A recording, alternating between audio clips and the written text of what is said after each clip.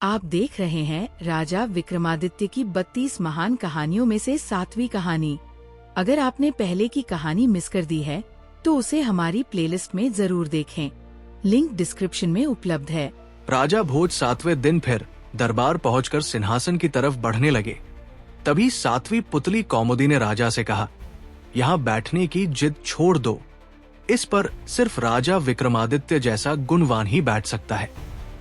राजा के गुणों को बताने के लिए 7वीं पुतली ने एक कहानी सुनानी शुरू की।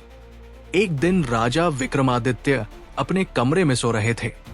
आधी रात में उन्हें रोने की आवाज सुनाई दी। इस आवाज को सुनकर राजा बाहर निकले। जैसे ही वो क्षिप्रा के तट पर पहुंचे तो उन्होंने देखा कि एक महिला जोर जोर से रो रही है। वो उससे उसके रोने का कारण पूछने लगे। तब महिला ने बताया कि वो चोर की पत्नी है और राजा ने उसे पेड़ से उल्टा लटका दिया है। राजा ने पूछा, तो क्या तुम्हें इस सजा से कोई परेशानी है?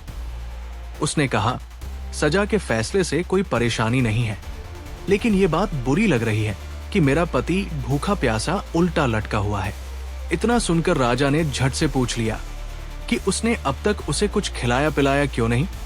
तब उसने कहा, वो बहुत ऊंचाई पर लटका हुआ है और मैं किसी की मदद के बिना उस तक खाना नहीं पहुंचा सकती हूं। तब विक्रमादित्य ने कहा, चलो मैं तुम्हारे साथ चलता हूं। यह सब सुनकर महिला बहुत खुश हुई। वो महिला उस व्यक्ति की पत्नी नहीं बल्कि एक भूत थी जो उस लटके हुए शख्स को खाना चाहती थी। उसने राजा विक्रमादित्य के साथ वहां पहुंचकर उस इंसान को खा लिया। भूख मिटते ही उसने राजा से मनचाहा वरदान मांगने को कहा। तब नरेश विक्रमादित्य ने उससे अन्नपूर्णा पात्र मांगते हुए कहा कि इससे उनकी प्रजा का भला होगा। इस वरदान को सुनने के बाद उस राक्षसी ने कहा कि अन्नपूर्णा पात्र देना उसके बस में नहीं है, लेकिन वो अपनी बहन को कहकर उसे दिला सकती है। वो राक्षसी अपनी बहन के पास पहुंची और सारी बात बताते हुए उससे अन्नपूर्णा पात्र मांगा। उसकी बहन ने खुशी खुशी वो पात्र राजा विक्रमादित्य को दे दिया। उस पात्र को लेकर राजा आगे बढ़ ही रहे थे कि उन्हें एक ब्राह्मण रास्ते में भूख से तड़पता हुआ दिखाई दिया। उसने कहा, हे राजन, मैंने बहुत दिनों से कुछ खाया नहीं है, मुझे जल्दी से कुछ खिला दो।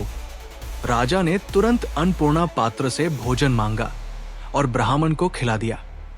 भोजन खिलाने के बाद राजा ने ब्राह्मण से दक्षिणा मांगने को कहा।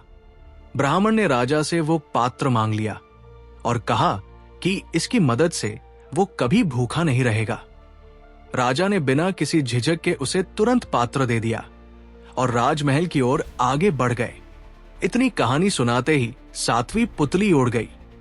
ये सब सुनकर राजा भोज सोच में पड़ गए। उन्होंने मन में सोचा कि अब यहां बैठने का कोई और उपाय सोचना पड़ेगा।